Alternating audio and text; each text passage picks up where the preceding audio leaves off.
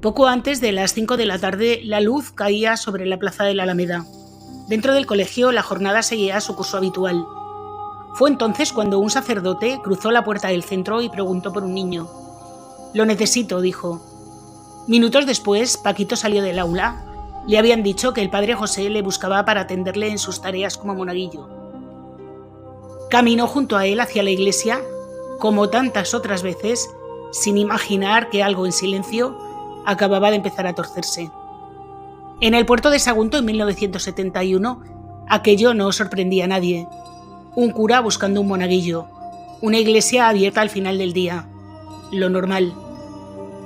Lo que nadie podía imaginar es que algo acababa de romperse para siempre.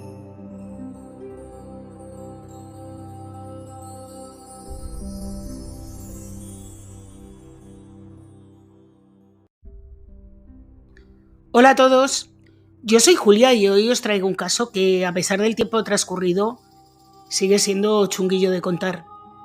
Ocurrió en una localidad industrial junto al mar, en una España donde ciertas cosas no se podían decir en voz alta.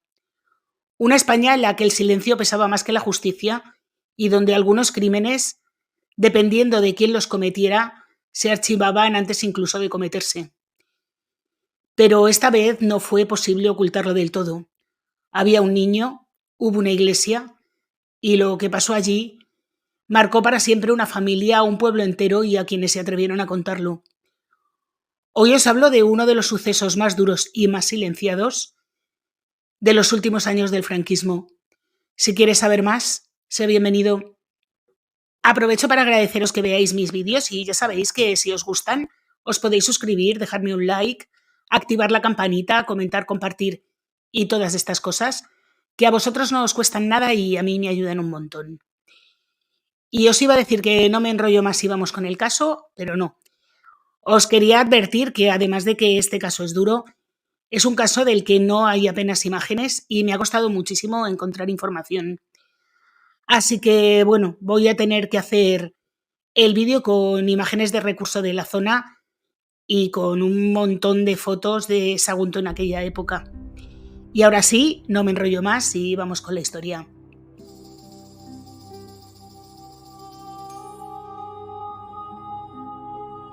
Nuestro caso comienza en marzo de 1971 en el puerto de Sagunto, en Valencia.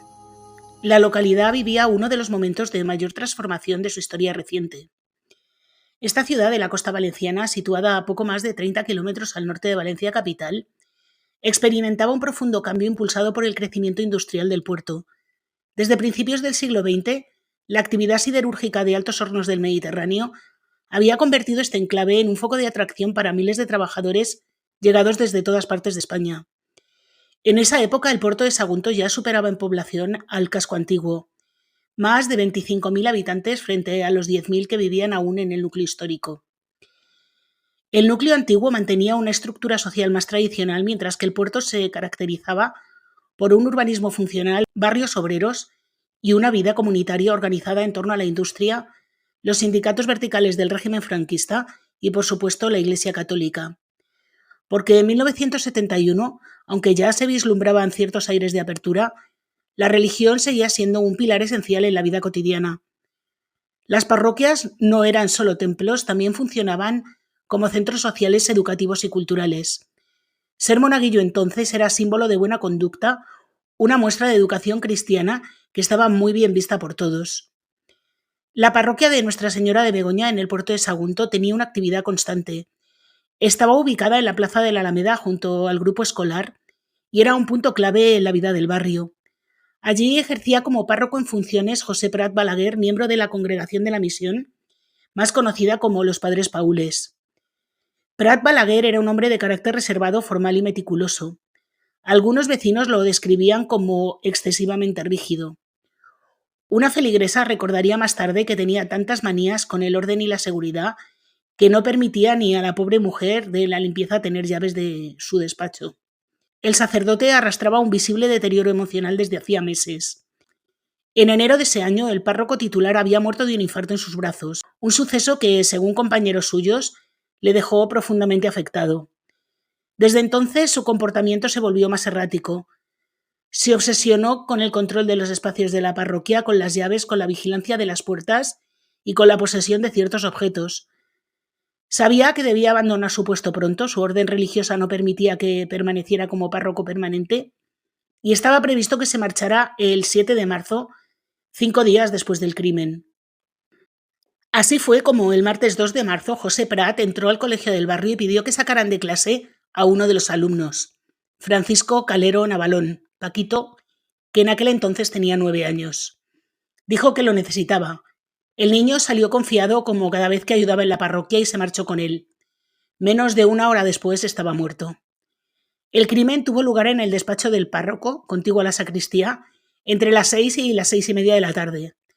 Varios testigos vieron al sacerdote salir con Paquito del colegio. A las 7, José Prat se presentó voluntariamente en el cuartel de la Guardia Civil y lo hizo con calma, perfumado, vestido de calle, y pronunció una frase que aún hoy hiela la sangre de quien la ha escuchado. He matado al monaguillo, me he vuelto loco. Lo que ocurrió en ese despacho fue de una brutalidad difícil de describir. Según las fuentes policiales, el sacerdote golpeó al niño con un cenicero, trató de quitarle el aire, abusó de él y finalmente, con un abrecartas decorativo que tenía forma de espada, le dio 47 puñaladas. Una de ellas le seccionó la carótida y Paquito murió desangrado. Después de esto, Prat se lavó, se cambió de ropa, se perfumó y se vistió con ropa de calle. Antes de ir a entregarse, se cruzó con un compañero sacerdote y le confesó con frialdad todo lo que había hecho. Después fue al cuartel de la Guardia Civil, donde confesó todo lo que había hecho, y allí fue detenido sin resistencia.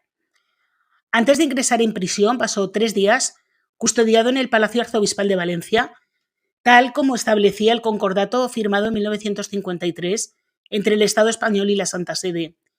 Este acuerdo establecía que, en caso de delito, los miembros del clero serían puestos a disposición de la autoridad eclesiástica antes de ser entregados a la justicia civil. Fue el propio arzobispo quien autorizó su traslado a la cárcel provincial. Esto tiene telita, ¿eh? Esto quiere decir que si cualquier religioso cometía un delito, el que fuera, antes de que las autoridades pudieran hacer nada con él, era el arzobispo el que tenía que dar el consentimiento para que este hombre pudiera ser entregado a las autoridades. Y este señor tardó 3 días. 3 días. Y eso que había confesado, que si no llega a confesar, yo no sé. Y este arzobispo de Valencia fue beatificado en el año 2011. Sí, este señor que tuvo solo 3 días a un asesino confeso protegido en un palacio, este señor fue beatificado. En 1995, el arzobispo de Madrid, Antonio Rouco Varela, ordenó la apertura de su proceso de beatificación, que fue admitido por la Congregación de las Causas de los Santos en el año 2002, habiendo aprobado sus virtudes heroicas, repito, el Papa Benedicto XVI. Así que el 27 de junio de 2011, José María García La Higuera fue beatificado. Bueno, no tengo nada más que añadir porque es que el chiste se cuenta solo. Y aunque os parezca increíble, la noticia apenas trascendió. En la España de 1971, un crimen cometido por un sacerdote no podía ocupar titulares. La censura, los privilegios eclesiásticos y la autocensura de los medios impedían que se hablara con claridad. Fue por eso que la noticia apareció solamente en los breves de algunas páginas de sucesos, por supuesto en los medios locales, ahí sí se cubrió, y en los semanarios especializados en este tipo de delitos, digamos, como El Caso. Fue precisamente una reportera de El Caso, Margarita Landi, la que viajó hasta Sagunto para cubrir el caso. Allí se topó con el silencio absoluto en el cuartel del puerto de Sagunto. Solo en el cuartel de Sagunto ciudad, situado a 4 kilómetros, un brigada indignado se atrevió a contar lo que había pasado. La familia de Paquito vivía con lo justo. Su madre, Isabel Navalón Collado, era viuda desde hacía 6 años. Su marido, trabajador de la minería en Sierra Menera, había muerto por silicosis, una enfermedad pulmonar causada por la inhalación prolongada de polvo de las minas. Isabel, que entonces tenía solo 28 años, se quedó sola con 3 hijos pequeños. Paquito era el único varón y el segundo en edad. Tras enviudar, se trasladó a vivir con sus padres y desde entonces sobrevivía con mucho esfuerzo. Como viuda de un trabajador de la minería, recibía una pensión de la Seguridad Social de unas 2.000 a 2.500 pesetas mensuales. Para mantener a sus hijos tuvo que buscarse la vida. Al principio vendía plásticos en la playa, durante los veranos solo, claro, y durante el invierno limpiaba casas por horas. Más adelante consiguió un contrato de limpiadora en la empresa Sierra Menera. A principios de los años 70, una limpiadora en su situación podía ganar entre 1.500 y 2.500 pesetas al mes. Sumando su salario y la pensión, Isabel apenas alcanzaba las 5.000 pesetas, lo que, según la calculadora de inflación, equivaldría hoy a unos 730 euros mensuales. Vivían en un piso humilde, sin coche, con un mobiliario básico y compartían el espacio 3 generaciones: Isabel, sus 3 hijos y sus padres. El abuelo de Paquito aún realizaba pequeños trabajos esporádicos para ayudar económicamente. Isabel se encargaba de lavar a mano, cocinar para todos y cuidar de sus hijos. Paquito era un niño alegre, obediente y se ofrecía como monaguillo para ayudar en misa. Le gustaba mucho porque a veces recibía propinas, caramelos o chocolates. Para él era también una forma de estar más tiempo bajo techo en un entorno seguro. Mientras esté en la iglesia no le ocurrirá nada malo, solía decir Isabel, convencida de que una iglesia era el lugar más seguro del mundo para un niño. La brutalidad del crimen destrozó a la familia, como os podéis imaginar, y el abuelo rompía a llorar cada vez que lo recordaba y hablaba con dolor, pero también con bastante furia. Bien que lo mató, a golpes, mordiscos, estrujones. 47 veces le clavó eso. Y además, mientras abusaba de él, que nadie quiere decirlo, pero sé que lo hizo porque tenemos su ropa y se ve muy claro lo que pasó. Toda la familia quería que se supiera la verdad, pero temían que el sacerdote, amparado por su sotana y por una supuesta locura, que era lo que él alegaba, pues eludiera el castigo. El funeral y el entierro de Paquito fueron multitudinarios. Cientos de vecinos acompañaron el pequeño féretro blanco hasta el cementerio. Nadie entendía cómo un sacerdote podía haber hecho aquello. La indignación y el dolor eran generales, pero la respuesta pública fue muy contenida. Porque era 1971 y España aún vivía bajo el silencio impuesto por el franquismo. Las estructuras de poder, el orden no se cuestionaba. El pueblo podía dolerse, llorar, murmurar, pero nunca levantar la voz. Y así, mientras la plaza volvía poco a poco a su rutina, una certeza se instalaba en muchos corazones. El crimen no se olvidaría, pero tampoco se contaría como realmente había sido. Porque el culpable llevaba sotana y porque la Iglesia mandaba en aquella época mucho más que los jueces. Cuando José Prat Balaguer se presentó en el cuartel de la Guardia Civil, no lo hizo como un criminal cualquiera. Llevaba su abrigo puesto, el pelo bien peinado y el rostro limpio. Había cometido un crimen atroz, sí, pero se entregó con la serenidad de quien ya conoce el camino que le espera. Y ese camino no conducía, al menos de inmediato, ni a una celda ni a un calabozo común. Como os he dicho antes, el sacerdote estuvo retenido en dependencias del Palacio Arzobispal de Valencia durante 3 días. Retenido entre comillas, ¿eh? No fue arrestado por la policía y no ingresó directamente en prisión. Permaneció custodiado, yo diría protegido, por la jerarquía eclesiástica tal como estipulaba el concordato entre la Santa Sede y el régimen franquista. Un acuerdo que blindaba a la Iglesia ante los mecanismos ordinarios de la justicia civil. Según dicho acuerdo, los clérigos no podían ser detenidos ni juzgados sin conocimiento y autorización expresa de la autoridad eclesiástica. Tampoco podían ser encarcelados en prisiones comunes sin el beneplácito del obispo correspondiente. En la práctica, esto significaba que un cura podía hacer lo que quisiera y aún así la justicia debía esperar a que la Iglesia decidiera cómo actuar. Y eso fue exactamente lo que ocurrió. Cuando los periodistas preguntaron por el paradero del sacerdote, la primera respuesta fue el silencio. En el cuartel de la Guardia Civil de Sagunto nadie decía nada. Solo al llegar al cuartelillo de Sagunto, a 4 kilómetros de allí, un brigada indignado y padre de familia rompió el mutismo. Ha pasado 3 días en el Palacio Arzobispal, dijo sin rodeos, porque así lo exige el concordato, pero ya está en la cárcel. Esta frase lo resumía todo. La Iglesia no solo había intercedido en el proceso penal, sino que había tenido la última palabra sobre si El culpable podía ir o no a prisión. Aquellos días ninguna autoridad eclesiástica compareció ante la prensa. No hubo comunicado oficial, no hubo declaraciones públicas de arrepentimiento ni de solidaridad con la familia de la víctima. El silencio fue total. Solo algunos sacerdotes, en voz baja, compartieron sus impresiones personales. El padre Jaime Pons, de otra iglesia, opinó que su compañero estaba loco, al menos en el momento de hacerlo. Alegó que desde enero, tras la muerte del párroco titular, don José había sufrido una especie de colapso emocional. Se obsesionó con las llaves, se desquició, dijo, y también recordó que estaba a punto de ser trasladado y que eso parecía alterarle aún más. Otros, en cambio, prefirieron ver lo ocurrido como una tentación o una caída humana, y una feligresa visiblemente afligida llegó a decir que el diablo está en todas partes y se divierte haciendo pecar a los mejores. El discurso era siempre el mismo: atenuar, relativizar, espiritualizar, convertir todo lo que le había hecho al niño en una prueba o en un momento de debilidad. Nunca se hablaba de justicia. Nadie exigía que el sacerdote fuera juzgado como cualquier otro ciudadano. Y es que, como ya os he dicho más de una vez, en 1971 la Iglesia no era una institución más. Era el segundo pilar del régimen junto con el ejército. Controlaba la educación, los hospitales, las parroquias y la moral pública, y tenía capacidad para encubrir, silenciar y mediar incluso en los crímenes más horrendos. El juicio comenzó el 10 de noviembre de 1971, 8 meses después del crimen, en la Audiencia Provincial de Valencia. El caso despertó una enorme expectación y más de 300 personas se congregaron a las puertas del tribunal. Había indignación en el puerto de Sagunto, pero también bastante morbo, miedo y un silencio bastante pesado.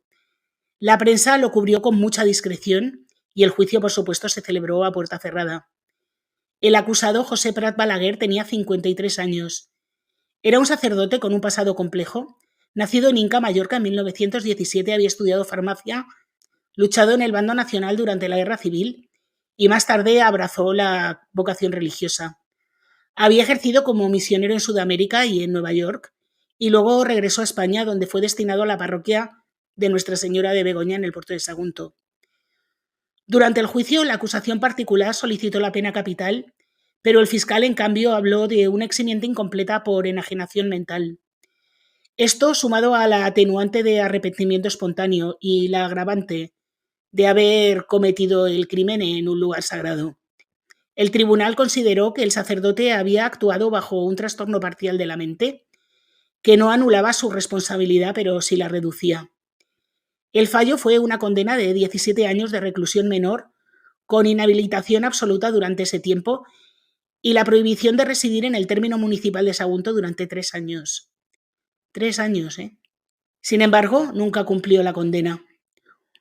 Y de esto nos enteramos porque en un libro publicado en el año 2004, que se titulaba 121 mallorquins, redactado por el sacerdote Josep Barceló Morell, con motivo del tricentenario de la Congregación de la Misión, pues este hombre incluyó a José Prat en su galería de misioneros ejemplares, no te lo pierdas. Misioneros ejemplares. Allí no se menciona el crimen, solo se anota que trabajando como vicario en el puerto de Sagunto tuvo un problema muy grave que asumió con fortaleza y humildad. Os lo repito para que alucinéis. Trabajando como vicario en el puerto de Sagunto tuvo un problema muy grave que asumió con fortaleza y humildad. El libro relata que tras ese problema Prat pasó 8 años retirado en Tángel, Alicante, y luego volvió a ejercer como vicario en el barrio de la Bordeta en Lleida. Allí siguió oficiando misas, aunque según algunos religiosos, sin responsabilidades directas. Murió en el año 2002 a los 85 años, arropado por la Iglesia en una residencia sacerdotal. Cuando esta información salió a la luz décadas después, fue como una segunda puñalada para la familia de Paquito. Una de las hermanas del niño, en una entrevista en 2011 por Levante MV, lo dijo sin rodeos. Mi madre y yo estamos destrozadas. Saber que el cura que mató a mi hermano luego fue vicario en Lleida y murió bien arropado por la Iglesia ha sido muy duro. Siempre nos dijeron que lo habían excomulgado y ahora sabemos que la Iglesia nos engañó. Durante 40 años la familia había vivido con esa creencia que el criminal que acabó con la vida de Paquito había sido al menos apartado del sacerdocio. que la Iglesia había actuado con una cierta justicia, pero era mentira. José Prat siguió ejerciendo, siguió vestido con sotana, siguió en contacto con fieles y en contacto con niños. Es indignante, añadía la hermana, en una iglesia siempre hay niños. Y a mi hermano le hizo de todo antes de matarle. No solo le clavó 47 veces el abrecartas, sino que intentó tirarle por la escalera. Y luego intentó meter su cuerpo en un pozo ciego. Y aún hablan de enajenación parcial. De loco tenía muy poco. Llegó a decir que era un niño demasiado guapo para este mundo. La familia supo toda la verdad por el periódico, no por el arzobispado, no por ninguna orden religiosa, y durante años nadie les dijo que el asesino seguía en activo, que vivía con otros curas, que era recordado con respeto por algunos, y a Isabel, la madre, esta noticia la dejó destrozada. No pudo dormir durante días.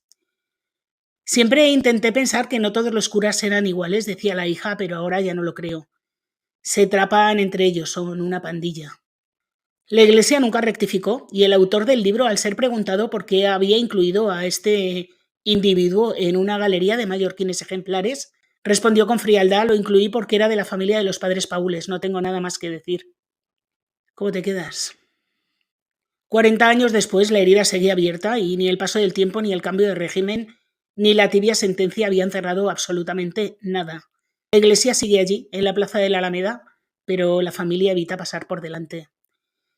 Y sobre todo en el ambiente sobrevuela una certeza de que la justicia, ni la civil ni la eclesiástica, estuvo a la altura, y esto pesa muchísimo, porque hubo un juicio y hubo una condena, pero no hubo justicia. Y si a todo esto se suma que la noticia realmente, aunque trascendió, y esto era raro, tampoco es que fuera una noticia difundida en exceso, porque en la España de Franco la violencia oficial no existía. Las tragedias colectivas eran consideradas ajenas al paraíso nacional. Un país que presumía de orden, fe y moral no podía permitir que los crímenes, los accidentes o los dramas humanos mancharan su fachada. El horror, si ocurría, debía quedar fuera del campo visual. No había accidentes de tren como el brutal siniestro de Torre del Bierzo de 1944, con más de 100 muertos, ni terremotos ni inundaciones, aunque sí se publicaban ampliamente los desastres de otros lugares del mundo. En el mapa simbólico del franquismo, el dolor era cosa de los demás.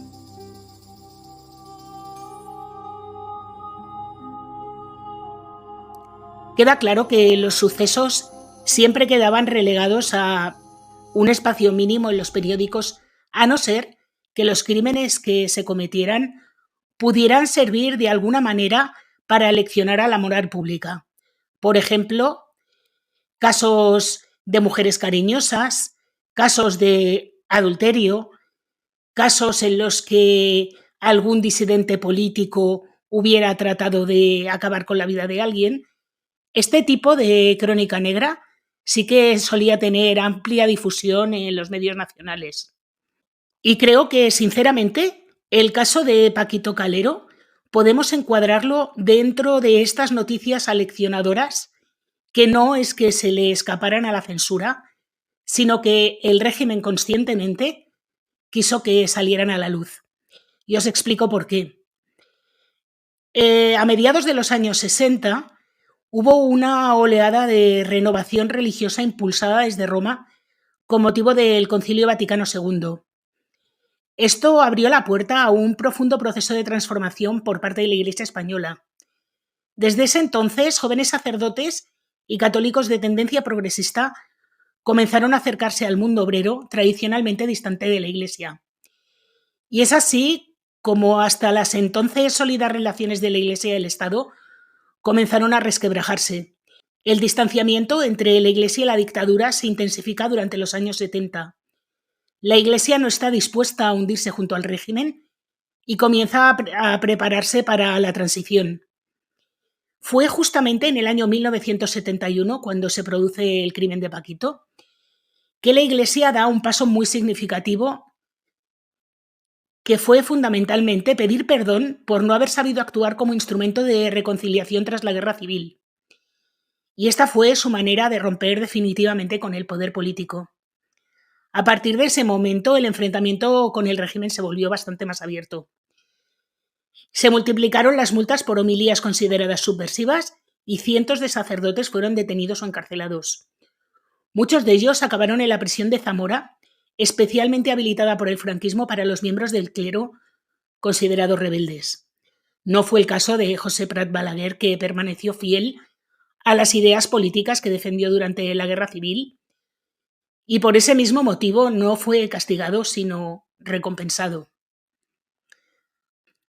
Es decir, de este crimen sabemos porque el gobierno franquista quiso que supiéramos, porque consideró que era el momento de castigar a la Iglesia y decir abiertamente que no todos los clérigos eran buenos. Por eso, el crimen de Paquito Calero a manos del sacerdote en Puerto de Sagunto fue un poco una anomalía dentro de este esquema. No por lo que ocurrió, porque el horror no era infrecuente, sino porque se supo. Se contó no en la prensa oficial, claro, no en portada, no en grandes titulares, pero se filtró y se narró. La dictadura necesitaba encauzar el tratamiento de los sucesos para que no erosionaran su imagen. Y fue así como nacieron dos publicaciones toleradas por el régimen, El Caso y ¿Por qué? La primera, nacida en 1952, era la más popular. Su apariencia era modesta, papel barato, pocas páginas, redacción directa, y sus lectores eran mayoritariamente gente de la clase popular de extracción obrera y gente que estaba ávida de noticias que no aparecían en otros medios. Su fundador, Eugenio Suárez, veterano falangista, entendió que el crimen era un espejo de la sociedad que el régimen no quería mirar y lo convirtió en una ventana. Bajo su mando, el caso mezcló morbo y denuncia, tragedia y antropología, y fue él quien fichó a Margarita Landi. Y por supuesto fue gracias a ella que conocemos este suceso. Margarita Landi, que es un icono para la crónica negra de nuestro país, merecería al menos algún vídeo en este canal, porque tiene una vida de película. Pero bueno, ya me he enrollado mucho en este caso fuera de lo que son las circunstancias del crimen y en este caso no os lo voy a contar, pero a lo mejor en otro sí. Y la última noticia que tengo sobre este caso es una anécdota, pero es una anécdota que a mí me parece ciertamente significativa. Y es que en el año 2007 condenaron una multa de 696 euros a una vecina del puerto de Sagunto por hacer una pintada en la iglesia recordando el asesinato del niño Paquito. La iglesia denunció, claro. Hay que tener las santas narices para denunciar esto y no pedir perdón por todo lo demás. Es alucinante.